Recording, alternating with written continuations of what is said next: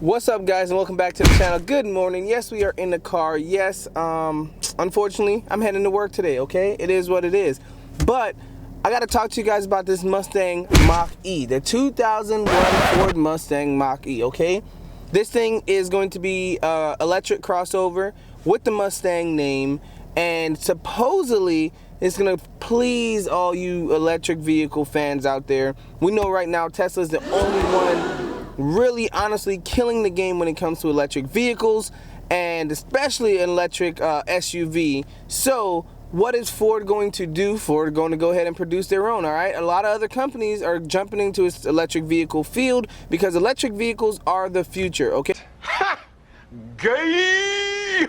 Okay, you guys seen my last video when I was like, why is electric vehicles such a big deal? Because we're still using fossil fuel to energize and charge electric vehicles. But of course, Tesla is beating that, right? You could buy a Tesla smart home. You can get the panels on the roof that charges your car. But at the end of the day, what I mean, make a long story short, is if you go to a Target, if you plug your car into a Walmart, if you do a charging station, that power is coming from the grid, which usually is coming from a fossil fuel, unless you're in a town that has like windmills and hydropower and all this crazy stuff. But let's go ahead and jump into the 2021 Mustang Mach-E.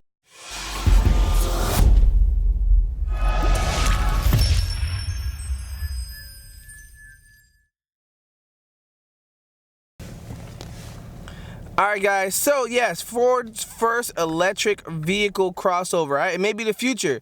It does have, unfortunately, it does have the Mustang name, but it doesn't have the Mustang body, okay? It offers about 300 miles when equipped with the extra range battery and rear wheel drive. Again, this vehicle does come in all wheel and rear wheel.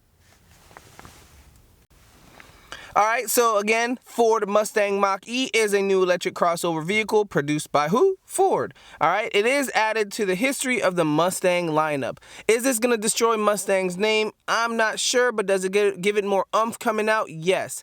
You know, they didn't want to go ahead and be like, hey, it's another Ford or another hybrid this or hybrid that, or it's going to be all electric Fusion or something like that, or Focus or whatever, right?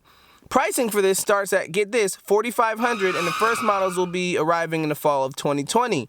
All right, so they're going to produce up to 332 horsepower, 417 pounds of torque, and it is available in rear wheel, like I said, or all-wheel drive. And the GT model is going to make a big 459 horsepower and 612 pounds of torque.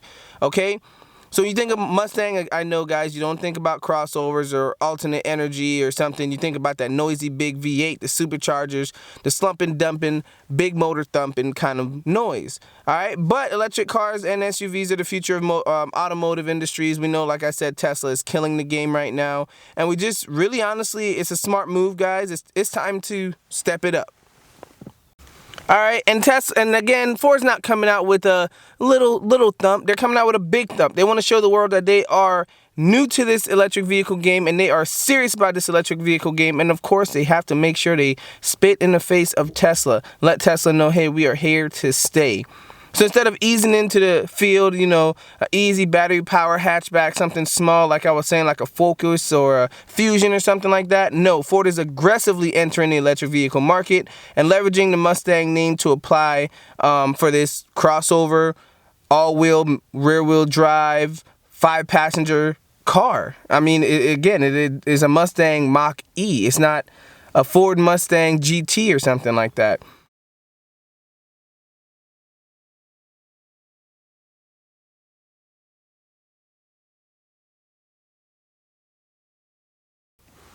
Whether it's a smart move or it's going to be damaging to the legendary Mustang, we don't know yet until it comes out. But again, in size, it is 168 inches long and it is 117 inches wheelbase, right? It's slotted between the sizes of a Ford Escape and a Ford Edge in length, but it is significantly longer wheelbase than both. All right, so think about that also. For the crossover, it is 3 inches lower than the Escape, and it is 5 inches lower than the Edge, so that's pretty low for a crossover SUV. The competitive vehicle, most similar to the size of like the Jaguar I-Pace or I-Pace, whatever it's called, which is slightly longer and taller. So the Mustang Mach-E will come in a choice of 5 different versions, right? Only 2 of which is available initially, the Premium and the Limited Quality First Edition. Both slated to reach customers again late fall 2020. The Premium model comes with a choice of standard or extended range battery and rear or all-wheel drive. The first edition comes with all-wheel drive and extended range battery. So they're going to go probably fully loaded for the most. And then, of course, guys, they're going to start breaking it down and giving you more packages. But they want their first vehicles on the road to be all that and then some. The range will start about 210 miles an hour. Oh, 210 miles an hour. Wow. It will start at 210 miles for the standard range battery and 300 miles for the extended range battery. The power will range from 255 horsepower to 306 pounds of feet torque for the standard range model, and then 332 horsepower and 417 for the torque for the all-wheel drive extended model. The rear-wheel drive is only California Route 1 model, and the higher performance GT targeting 459 horsepower and 612 on the torque side are coming in the early 2021s. And of course, if you ask yourself, why does the all-wheel drive have a less range? Of course, the extra transaxle, said by, again, a Ford spokesmember, said that takes away of power. Of course, guys, if you add more when it comes to electric vehicles, that's more power, which is going to take away, okay? Now, this is a scary thing because Ford says it'll perform like the Mustang. Ford expresses confidence that the Mustang Mach-E has a 50-50 weight distribution, all right? That will handle better than any other SUV. Ford even claims the extended range all-wheel drive Mach-E will be able to post quicker 0 to 60, of course, all-wheel drive. All right, the Mach-E GT will be faster off the line than the Porsche Macan Turbo. Oh, that's a big deal, baby. I don't know. All right, but we will see. This is just claims, and we will see when these things hit the street, because I love my car enthusiasts, I love my automotive enthusiasts out there, and the channels that actually put these things to test. And alright, guys, again, when the GT model comes out, it's going to have 2 different variants, the standard GT and the GT Performance. Both will have 459 horsepower and 612 pounds of torque. Okay, the GT edition is capable of 0 to 60 in mid 3 seconds. Not bad at all. I mean, that's what you're looking at for your typical American car at this point. Let's talk about driving modes, okay? There'll be 3 driving modes, one named Whisper, Engage, and Unbridled. Each offers special change of driving experience, such as steering torques, varied pedal feeling, gauge cluster graphics, things that change up like that, and tune sounds. Yes, Ford developed sounds that mimic, among others, like Blade Runner, Batman Tumbler. Oh my gosh. And when electric vehicles start, it sounds like an ominous background rhythm. So they have different sounds when you start these electric cars. I'm not a big fan of that.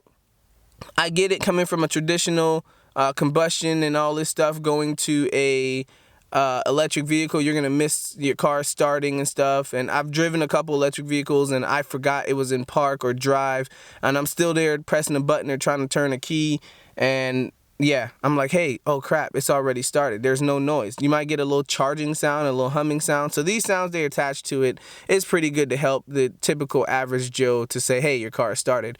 Or put Siri in there and say, hey, your car has started. But I'll leave that alone. Alright guys, so of course every Mach-E is going to come with the onboard charger that can add 22 miles of range per charging hour using 240 volt outlet. Alright, so the Ford Connect's charge stations will be available to order online. It will be able to charge at a rate of 32 miles per charging hour. Again, so every hour, 32 miles. Whew, I don't know if that's a good thing or not. That's the biggest thing for me is fast chargers. Being able to, like Tesla got fast chargers. Tesla's had a lot more time in this electric vehicle game, so they're ahead of a lot of people, but we'll see. Ford claims that its Ford Pass charging network is the largest public network in the country, featuring 35,000 plugs at 12,500 charging stations in the U.S. Again, why do they claim it being bigger than Tesla? Ford has deeper pockets. Ford is a well-known company. Ford is an American company. Ford has a lot of different government ties and contracts, so money isn't really an issue right now. And I would say the truth is Ford is the most seen on the road. All right, Ford is. I mean, that's personally for me. You guys can put your own opinions in there and tell me what you think in the comments below. Again, guys, pricing and availability, you know it's going to be coming late fall 2020 with the certain trim levels, and then 2021 you're going to get your big boys, your GT styles. All right, so the GT model that will not be delivered until spring 2020 is going to be the high performance GT. That's not going to be till 2021. All right, Ford has already have their electric vehicles certified, 2,100 dealers, 3,500 technicians who can serve the new electric vehicle from launch. All right, customers can put down a refundable $500 deposit. Same thing like what you see with the C8s and stuff. They just want to make sure that, hey, there are people out there that are looking and interested in these cars. Pricing from the premium starts at $50,600. The limited build first edition will start at $59,900. All right. Pricing for the models arriving in late 2020 starts at $43,895 for the select, the cheap Mach-E, if that's what you want to call it, and $52,400 for the California Route 1. The high performance GT variant will start at $60,500. Again, I don't think these prices are bad at all, guys. I'm glad to see that different automotive companies are starting to jump into the electric vehicle game. I understand like these loud supercharged V8 engines like mine's are not good for the environment. We're pushing in electric vehicles, but it's not about the electric vehicles also. It's about the power source and where we're obtaining those stuff, guys. This is what we're going to talk about, okay? Well, guys, I hope you like the information with the Mach-E. I appreciate that. And that's all I got for now, man. Let me know in the comments below if you guys see anything else. Again, guys, that is it for now. Keeping it short and sweet. I appreciate it. I appreciate the love. I appreciate the follow. I appreciate the interest, okay? Don't forget, guys, it's your boy Josh here, Super Sport Enthusiast. I love you, I respect you, and I salute you. Peace. Kill my vibes, it was genocide. Hard to act like I've been alive. I'm trying to find where I identify. One time for the girl that got away. 2 times for the bub I'm about to spray. 3 times for the power that I pray to. Are you